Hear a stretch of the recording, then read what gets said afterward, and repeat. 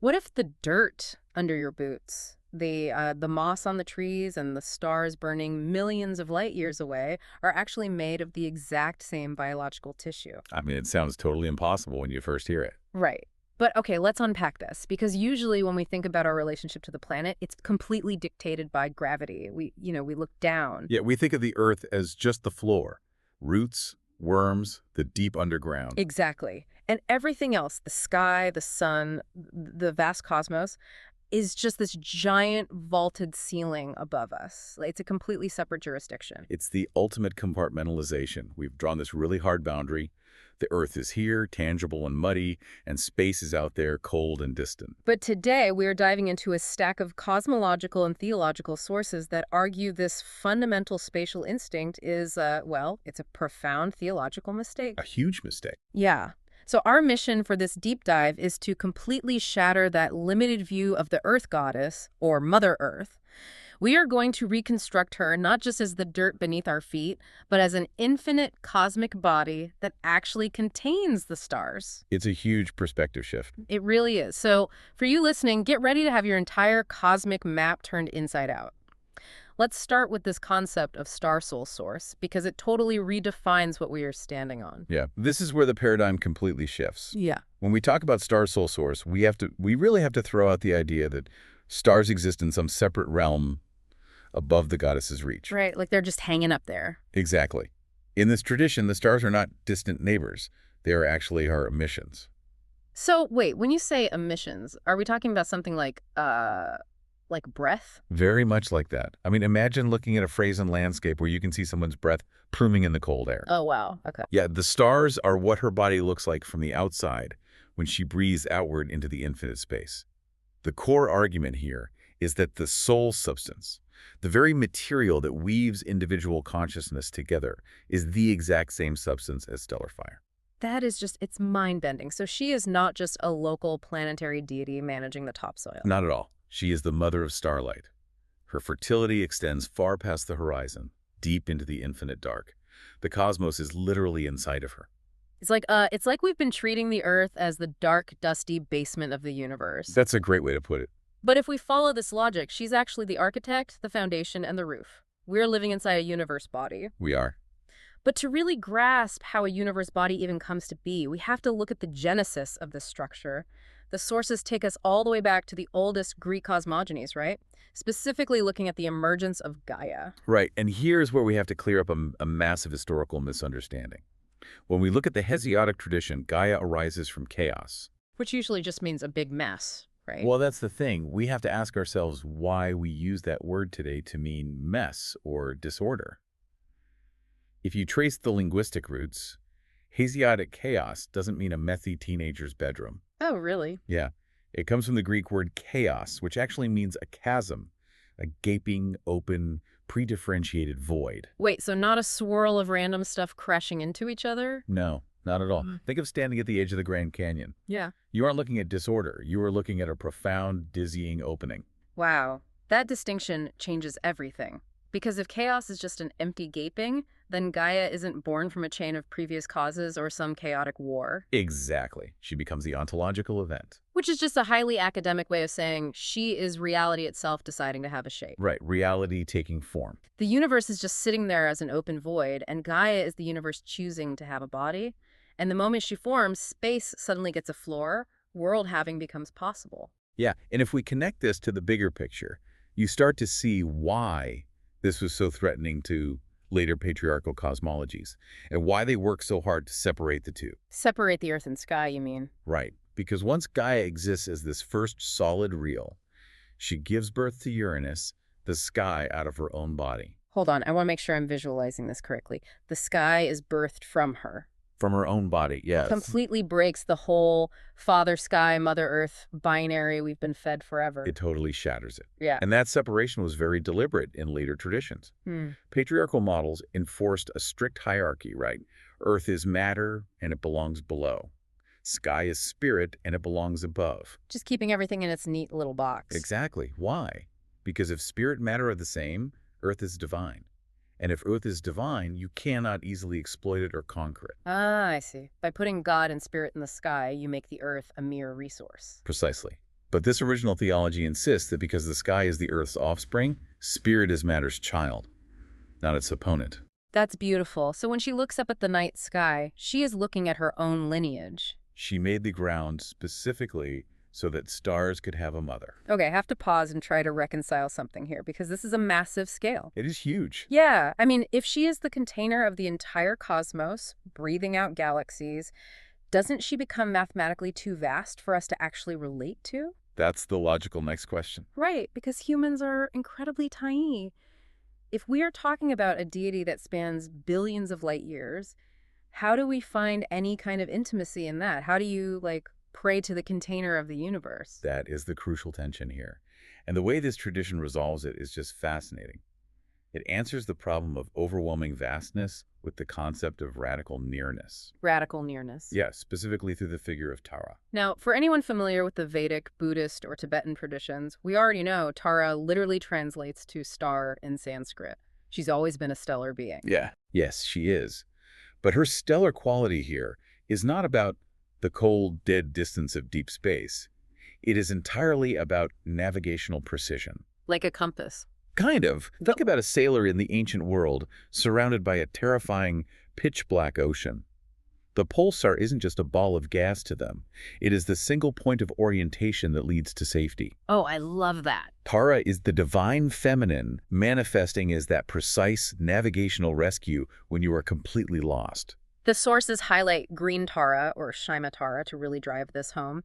She's the most active, urgent form out of her 21 depictions. She is the most dynamic, yeah. And the visual detail that always strikes me is her posture. She is depicted with one foot already stepping down from her lotus throne. Right, she's not fully seated. No, she isn't just passively sitting there receiving worship in some distant celestial court. She is already moving toward you in your emergency. And we really need to look at how she originates in the Tibetan tradition to understand why she is stepping down like that. She wasn't born out of a celestial war or a power struggle. She was born from the tears of Avalokiteshvara, the bodhisattva of compassion. The story goes that he looked out at the immensity of suffering across all realms, right? Right. And the sheer weight of it caused him to weep.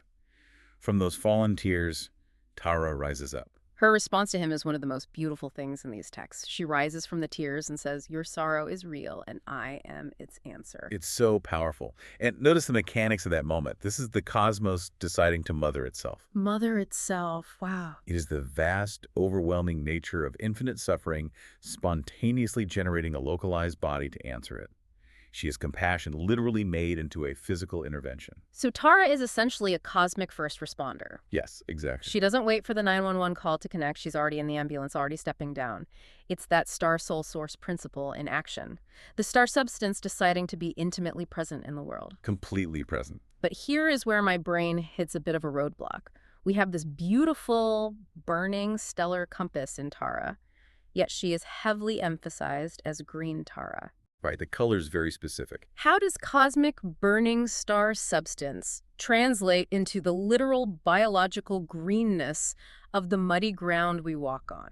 I mean, how do we survive contact with a star? That question takes us directly from the cosmic scale down to the deeply intimate biological scale, which the sources affectionately refer to as the green mommy. The green mommy. And that title is deliberately provocative. Green mommy brings a level of domestic intimacy that grand terms like Gaia or Tara can sometimes, gloss over. It brings the cosmos right into your kitchen garden. Exactly. The green we are talking about isn't an abstract philosophical concept of nature. It is the particular green of a fern leaf you can hold in your hand, or the damp moss under a rock. The stuff we actually touch. Yeah. She feeds, she warms, she shelters, and she does it through a highly specific biological mechanism. Chlorophyll. Here's where it gets really interesting. Because if you think about what a star actually is, it's an ongoing nuclear explosion. If you touch it, you incinerate. Right, it's pure lethal energy. But the text describes chlorophyll as the first profound act of nutrition in the biological world. It is the capacity of plant matter to eat sunlight. The green mommy acts as a cosmic transformer. A transformer, yes. She is the one who taught the living world to eat light. That's wild. Consider the translation happening in a single leaf. She takes the burning, lethal radiation of a star, and she translates it into living nourishment.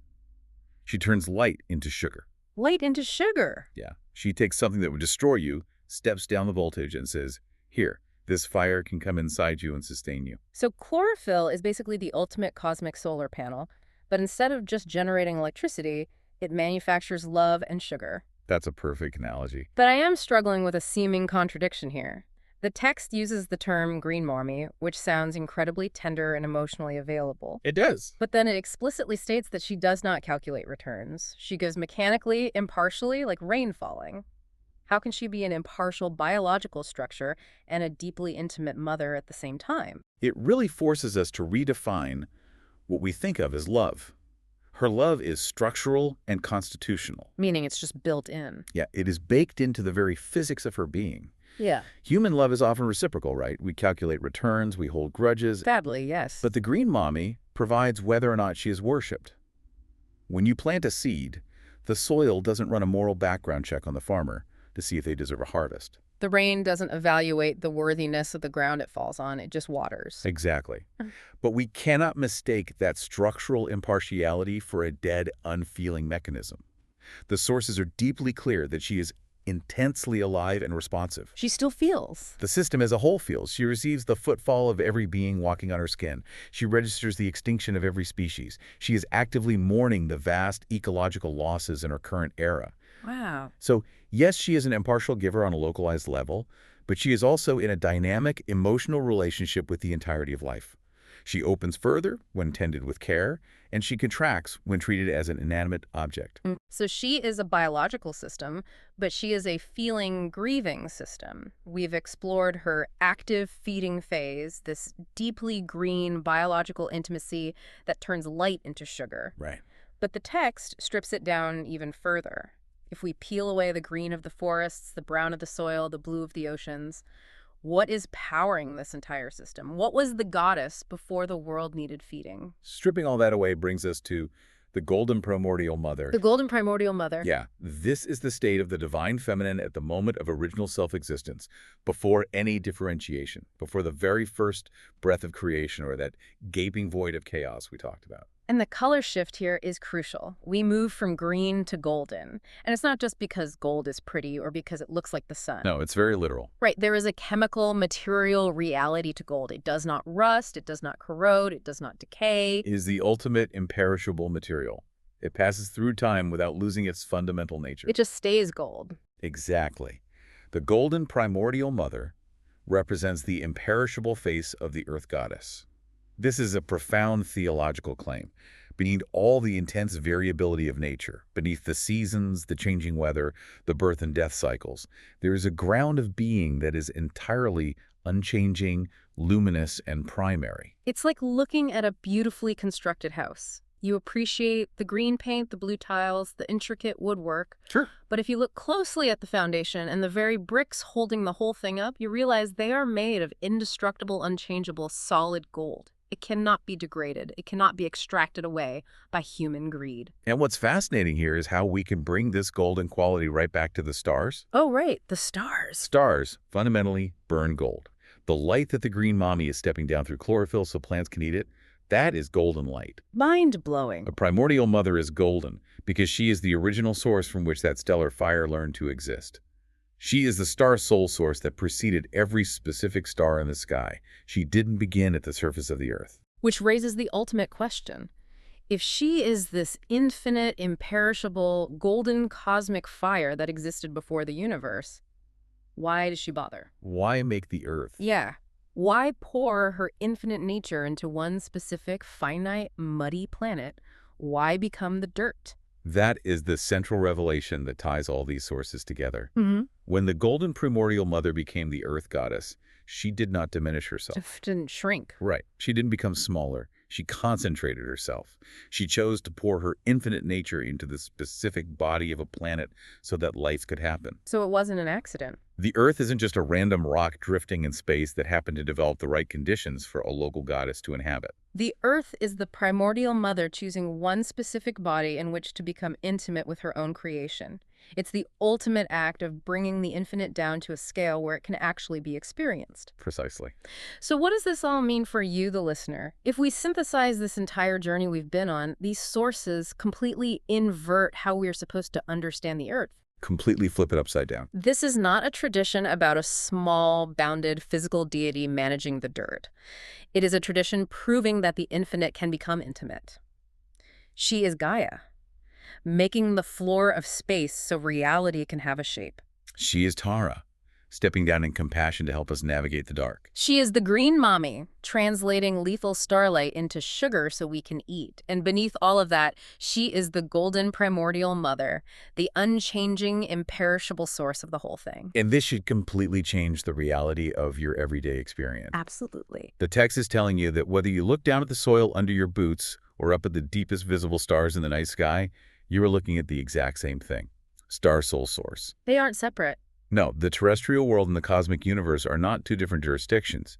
They're just two different scales of the exact same body. The cosmos is not a cold, empty, meaningless void. It is a being that chose to love you, specifically from the inside of a body. Which brings us right back to that cosmic map we flipped at the beginning.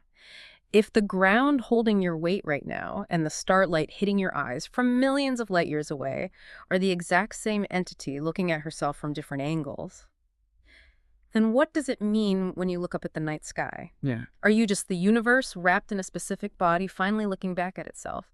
And if her love is structural, falling impartially like the rain, how does that change the way you'll treat the ground you step on tomorrow?